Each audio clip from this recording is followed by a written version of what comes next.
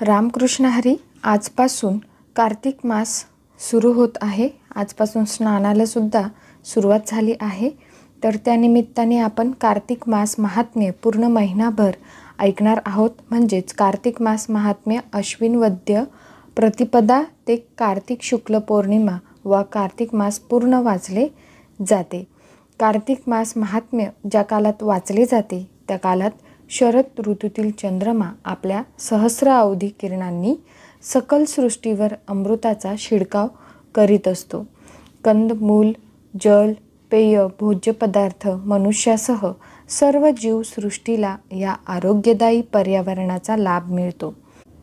त्यासाठी आपल्या पूर्वजांनी अनेक व्रते रात्री, पहाटे व दिवसा करावयाची या कार्तिक मास महात्म्यात दिली आहेत.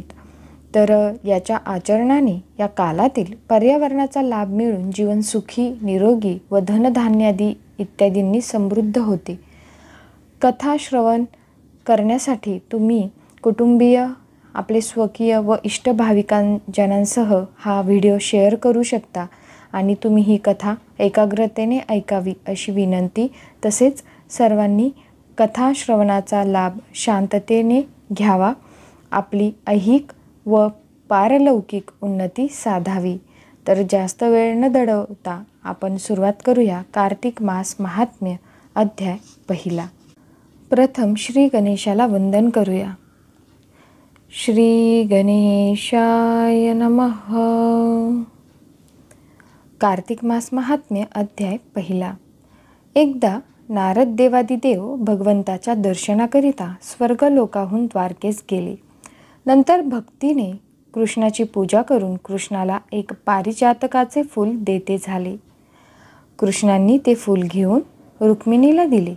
इतक्यात नारदांनी त्वरेने जाऊन ती सर्व हकीकत सत्यभामेला सांगितली.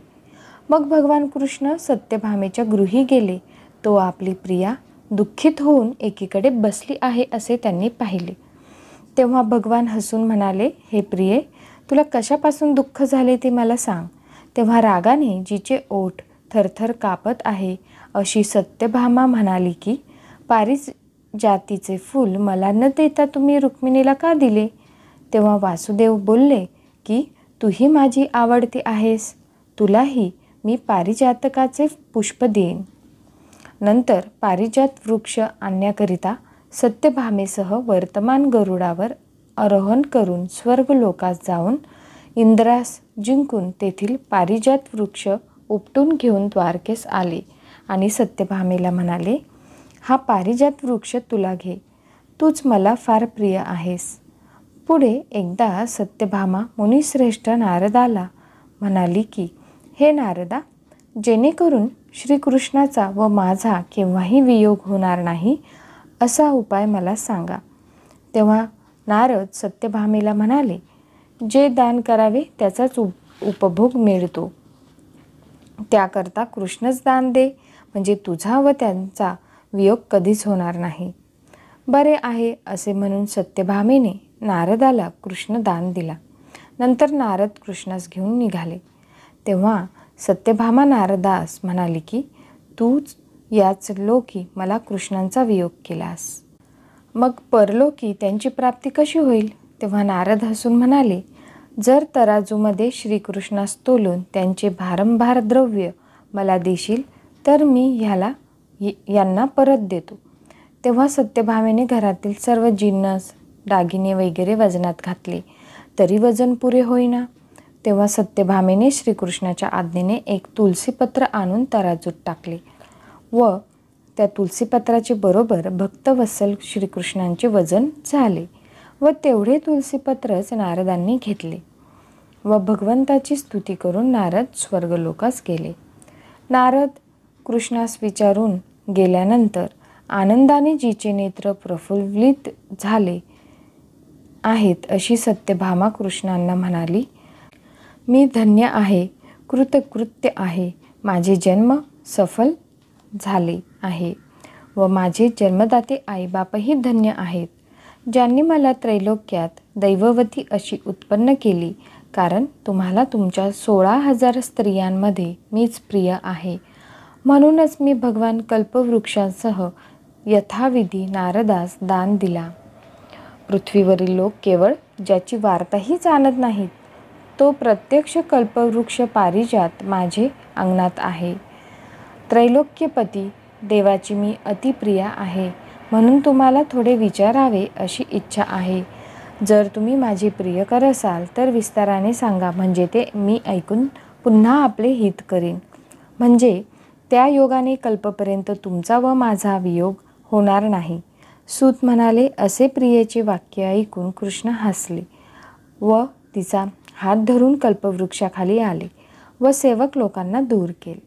प्रियेच्या अतिप्रीतीने संतुष्ट होऊन रोमांचित असे भगवान श्रीकृष्ण हसत सत्यभामेस हाक मारून म्हणाले, हे प्रिये, 16,000 स्त्रियांमध्ये तूच मला प्राणाप्रमाणे अतिप्रिय आहेस. तुझ्याकरिता इंद्राशी व सर्व देवांशी मी विरोध केला. तू पूर्वी कोणती इच्छा केलीस ती चमत्कारिक गोष्ट ऐक. सूत म्हणतात, श्रीकृष्ण सत्यभामेची इच्छा पूर्ण करण्याकरिता गरुडावर बसून जेव्हा इंद्रलोकास गेले व इंद्रापाशी कल्पवृक्ष मागितला, तो इंद्र देत नाही म्हणाला. तेव्हा गरुड रागावून त्याकरिता युद्ध करू लागला. गरुडाने लोकी गायीबरोबरही युद्ध केले. त्यावेळी चोचीने तुटून गायीचे कान व शेपूट व रक्त भूमीवर पडले. त्या तिहींपासून 3 वस्तू झाल्या. कानापासून तमाखू, शेपटीपासून गवमी व रक्तापासून मेंदी झाली.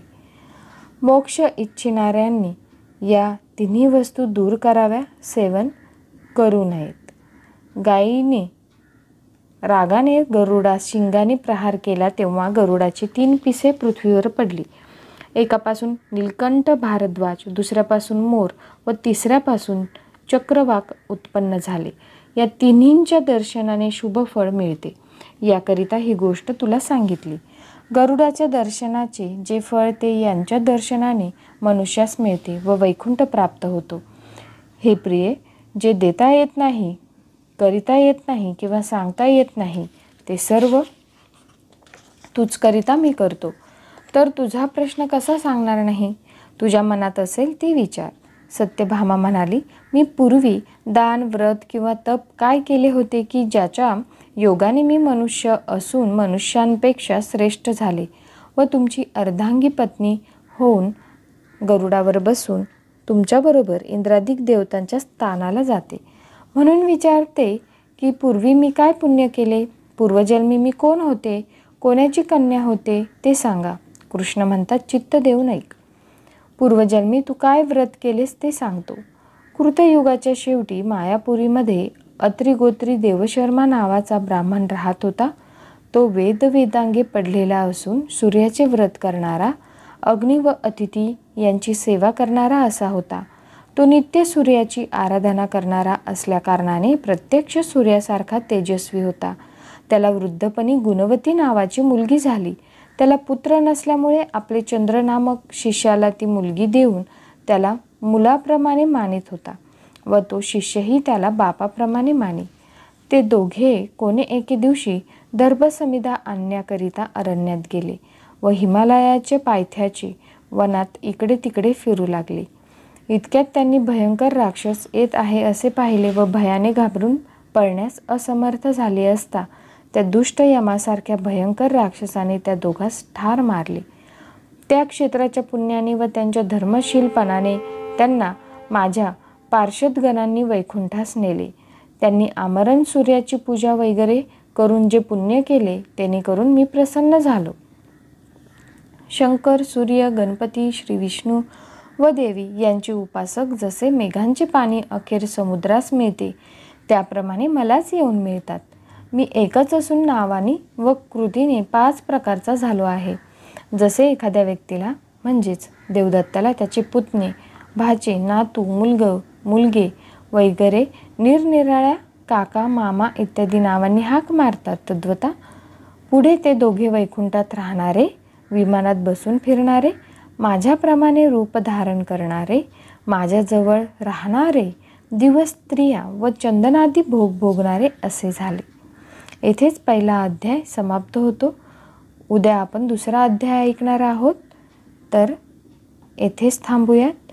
इति श्री पद्मपुराणे कार्तिकं प्रथमोऽध्यायः। धन्यवाद। ओम नमो भगवते वासुदेवाय नमः।